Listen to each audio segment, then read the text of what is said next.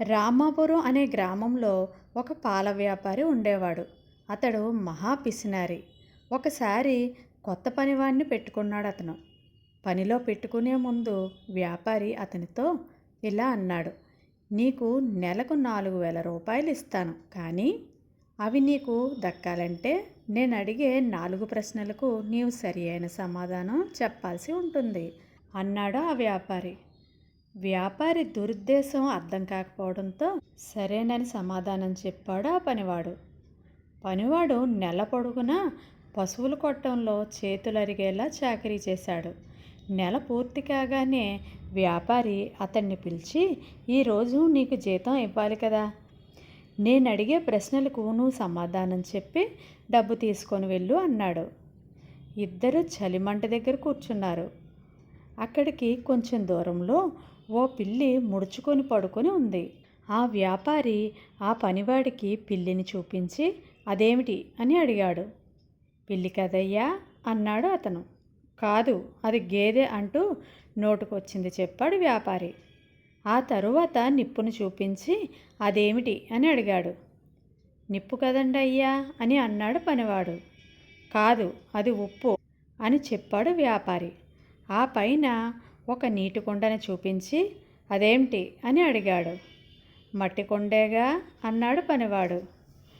మళ్ళీ తప్పు చెప్పావు, దాన్ని బావి అన్నారు అంటూ లోపలే నవ్వుకున్నాడు వ్యాపారి. చివరికి పైకి చూస్తూ అదేంటని అడిగాడు. కప్పు అన్నాడు అతను.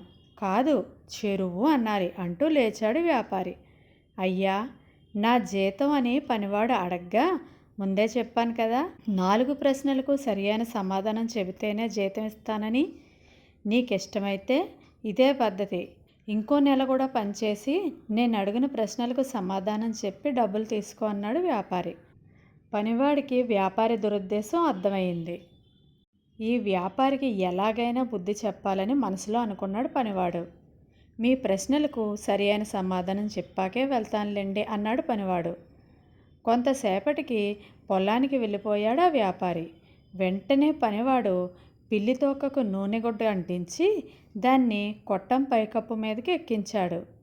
గడ్డి గుడిసె కావడంతో అది అంటుకుంది. పనివాడు కుండలో నీళ్లు నింపి వాటిని దోసెలతో నోట్లో పోసుకొని మంటల మీద ఉయ్యసాగాడు.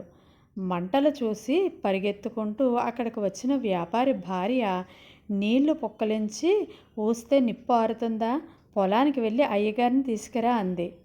పనివాడు పరుగున పొలానికి వెళ్ళి, అయ్యా, మన గేదె ఉప్పు తీసుకొని చెరువులోకి వెళ్ళింది. చెరువు మొత్తం ఉప్పుమయమైపోయింది. బావిలో ఉన్న నీరంతా పోసినా లాభం లేకపోయింది. ఇక నేను వెళ్ళిపోతున్నా అంటూ తన దారిని తాను వెళ్ళిపోయాడు. పనివాడు చెప్పింది అర్థం కాక పొలంలోనే ఉండిపోయాడు ఆ వ్యాపారి. సాయంత్రం వ్యాపారి ఇంటికి వెళ్ళాక విషయం తెలుసుకొని లబోదిబోమన్నాడు. అదర్రా పిల్లలు, సరి అయిన గుణపాఠం. ఈ కథ కనుక నచ్చినట్లయితే ప్లీజ్ లైక్ చేయండి. Thank you.